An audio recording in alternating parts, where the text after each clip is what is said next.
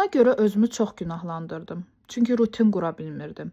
Yeni valideyn olmaq həyatın ən böyük dəyişikliklərindən biridir. Bu dövrdə ətrafda insanlar 2 saatdan bir yedizdir, qucağa öyrəşdirmə, qrafik qoy, ona uyğun get və sairə məsləhətlər verirlər. Və yaxud da Instagramda o rutinli anaların videolarını görür, adam başlayır mən də etməliyəm. Amma həqiqət budur ki, ilk aylarda rutin yaratmağa çalışmaq özünü əziyyətə salmaq deməkdir. Niyə ilk aylarda rutin işləmir? Bunda olan uşaq indi yanındadır. Gecə gündüz nədir bilmir, saat nədir bilmir. Hər 2 saatdan bir ac olur, bəzən hər saatdan. Qadın təzə doğuşdan çıxıb, bədəni sağalır, hormonları qarışıb, yuxu problemi. Bu halda bir tərəfdən də rutin yaratmağa çalışmaqla özünü yükləyir insan. Hər uşaq başqadır. Bəzi körpələr sakitdir, bəziləri daha çox ağlayır, bəziləri tez yatır, bəziləri isə saatlarla ayaq qalır. Mənə görə ilk aylarda qadın sadəcə yaşayır, başqa heç nə.